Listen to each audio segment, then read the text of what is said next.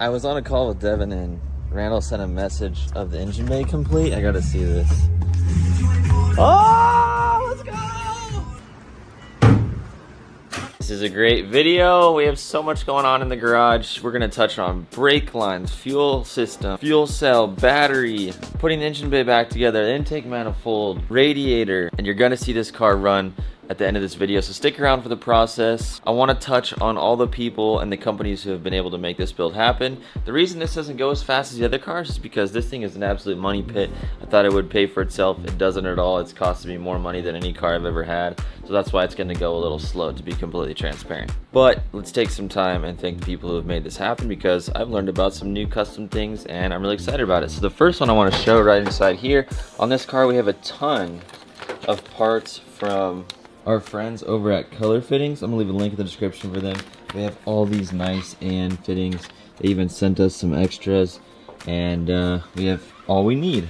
ATL fuel cells, that's what's going to be holding the gasoline in the back of the car instead of the factory tank. Inside of that fuel cell there's an AEM, super popular for Subarus, fuel pump. Koyo-Rad radiator to keep this thing cool, and then we need to build some custom fans for it. Panda Motorworks supplying us with some Cobb 1050 injector dynamics injectors. Case Bays helping us get this engine bay dialed with all the conversions going from the 05 STI into this chassis. Got to make some things smaller, reroute some things, and they've made the process seamless. We have an anti-gravity battery in the trunk of the car powering this thing. It shaves a ton of weight.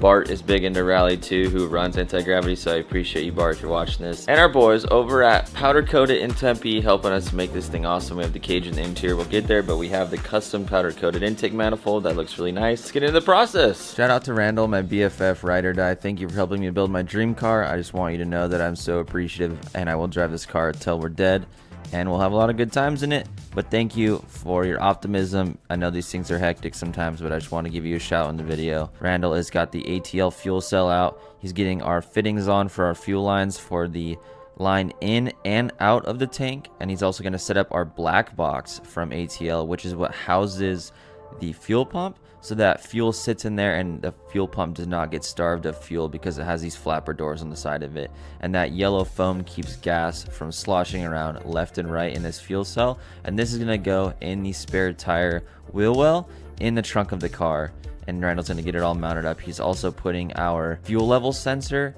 in this fuel cell, which I'll have linked in the description, that works with this car.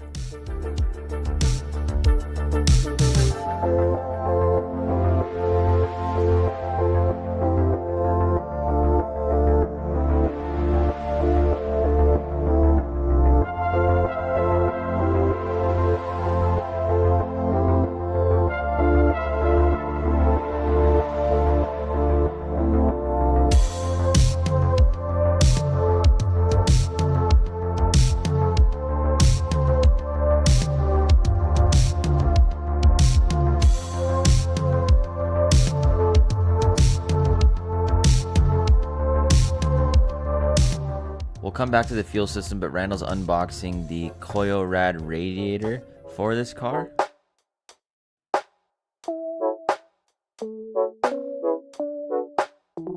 To shed some light on the Koyo-Rad radiator, this is specific to the older GC and Coupe chassis. So if you're in the market for a radiator, it's a thinner version than the 05 one. That way we have as much room as possible to build our fans, which is not much. I'm a little nervous about it, but I know it's been done over and over, so we'll figure that out. I need one of these for my 2015 STI next, but super nice radiator. Really hyped on it and appreciate the guys at Koyo-Rad. Fuel cell in the car. Randall's tightening all the bolts down to spec to make sure it's a good seal, so no fuel spills anywhere. You don't have any fumes in the car. Wiring in that fuel level sensor back underneath the car. He's running the main power wires since we did relocate the battery to the back. Randall's running all those wires, and then he's going to be touching on some of the brake lines to take the lines to the rear and tap in there, sealing off any of the holes that maybe could get water in them, and then spray painting them black so everything matches with our undercoating. The reason why all the lines and the wires look so good on this car in a lot of areas is because of wirecare.com. They have all the products you need to make sure your wiring is on point.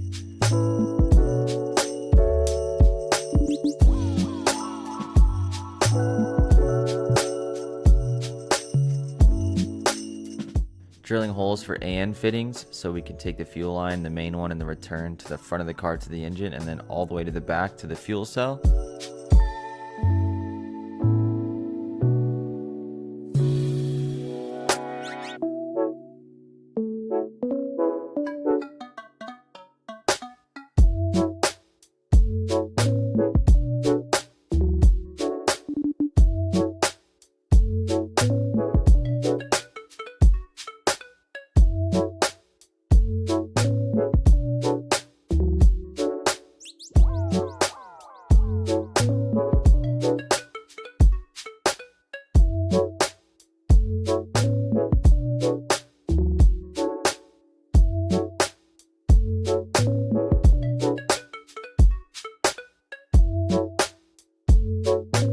Panda Motorworks, who saved the day. I'm gonna leave a link in the description if you guys want to order parts like this from them. They're great dudes. I've known them from the Focus ST project, and then I got to meet them in person at SEMA. I didn't know they had Subaru parts. And I support some rad dudes that sent it on an entrepreneurial journey and love cars, and they're very passionate. And you need some 1050cc injectors, hit them up. I'll leave a link in the description like I said, but we have our little piggybacks to go to our harness on the Subaru platform, and then we have the Injector Dynamics 1050s.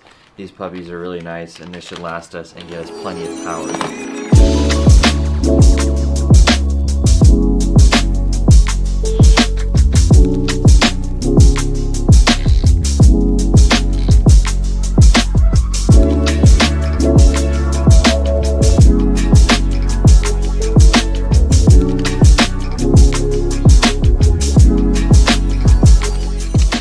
Torque spec on the fuel rail to the TGV is 14.1.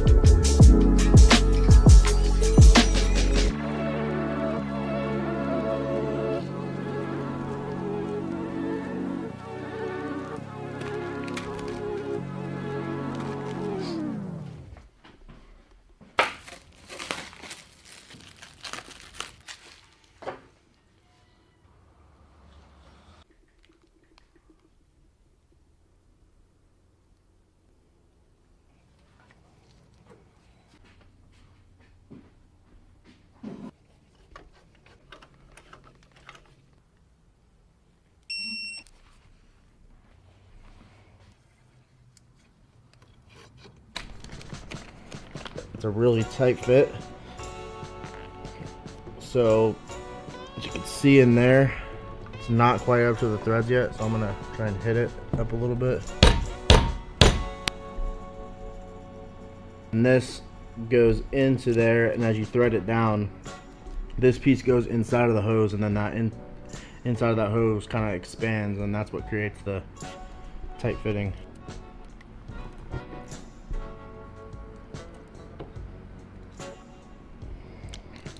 And then towards the end, I like to get the flats lined up so everything looks proportionate and looks good. There's a lot going on, and I want to come back later in the series once the car is running, once I fully wrap my head around all of this, and then explain it in a way that no matter if you've never worked on a cars or you're just getting into it, you can clearly understand what's going on. So let me get through this process, then later in the series I'll come back and explain it in a way that you can totally wrap your head around. Alright fam, it's a big day. Big day. Big day. We got the gas jug, we got our ATL fuel cell, first time putting gas in it. And remember, we're gonna do something different with the sub box. That was temporary for that Sony video. And then we have our anti-gravity battery, that lithium battery. It like weighs nothing. That's gonna be powering the car. You see it start.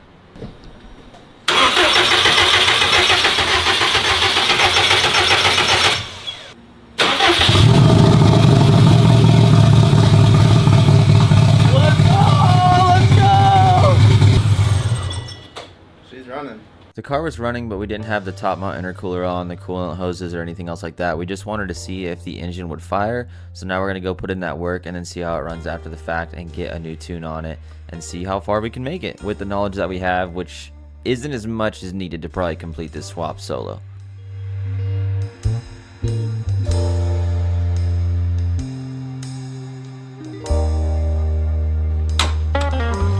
So we're getting ready to put in our chase base power steering lines. We have one hanging over there. That is our high pressure line. Our high pressure line is kind of hidden. It's tucked up in here, so I went ahead and cut the line so I can get a socket on it. Make it a little bit easier to get off. Bada bing. Fitting. That we'll be putting in on the high side.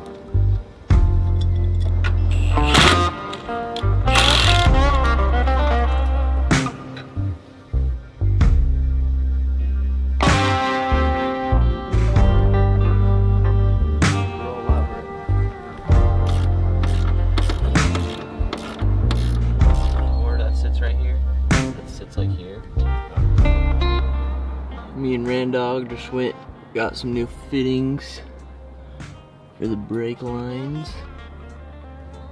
We're getting her dialed. So for the brake system, it's a pretty simple setup. We have our master cylinder up at the front, which is what your pedal controls.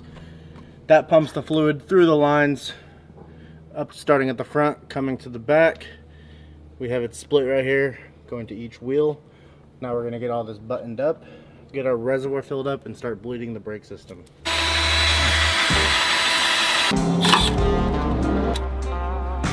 Like that.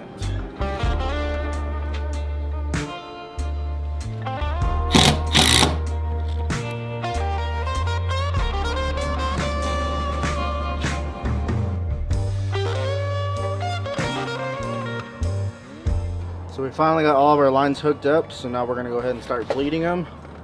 This little self bleeder here.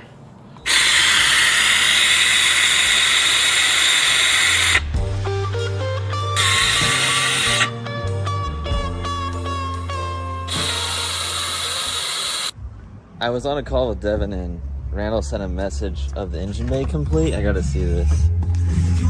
Oh, let's go! How many years later did he say? 16 years later, we got her kind of assembled. Let's go!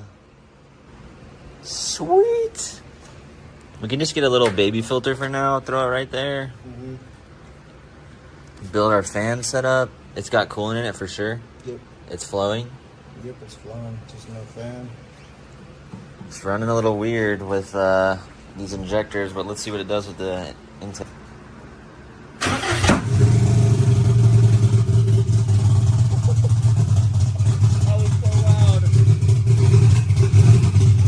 Yeah, it's those injectors probably. Sounds like a cam John Deere. Thankfully, Marin, also known as Marin Tuned on Instagram, here to the rescue to get us a map to try and get this thing running.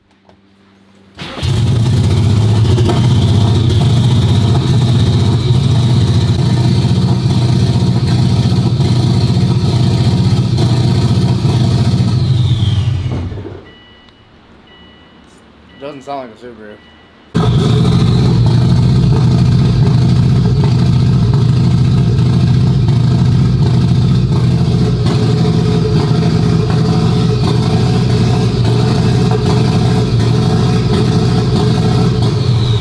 It's not even reading what the ECU, I don't know.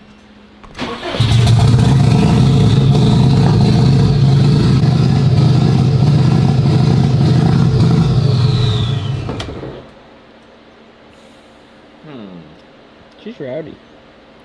I'm trying to think of why it's not showing info on here. So what's our current issue?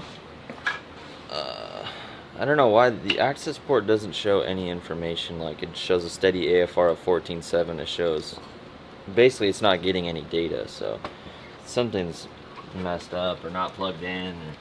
This is where I might need your help if you're out there. If you're in the Phoenix area and you know these engines like the back of your hand, you know how all the routing of the hoses work, how it just operates.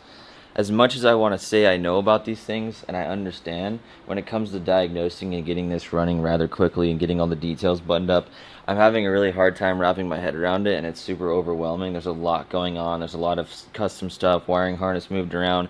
So if you're out there and you're an expert with these and you're in the Phoenix, Arizona area, and you can come over and I can pay you for your time to help me get this running right faster.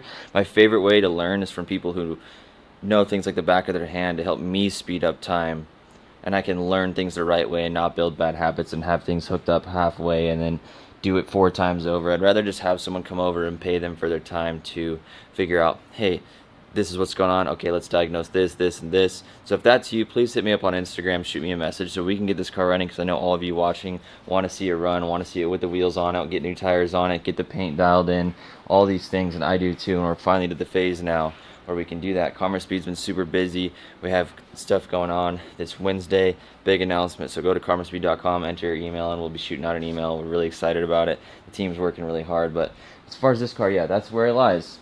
For the time being, I'm really happy how the engine bay looks. I love the subtle color from powder coat it. I wanted to keep a top mount, of course, because you have to, because you don't have any space for a front mount. You can do it, but it's just hectic. I don't want to do that. I want to get as much air to this radiator as possible, build some nice fans for it so I can drive it here in the summer in Arizona and not have to stress about it getting hot. I'm not exactly in love with this color combo, so I might have to do something later. I like the color fittings gold. I don't like the IAG gold at all, so we might change that later. I need to get this new looking fresh and upgrade. I think Off the Line Performance sells a new one of these that's better. Bunch of stuff we can improve, but for now I'm super happy with just taking that old clapped out 05 STI engine and slapping it in here. We're off to a great start. Thanks so much for stopping by this video. If you guys want to check out a video right here of us swapping the 05 STI drivetrain in, you can click this video right here in case you missed that episode.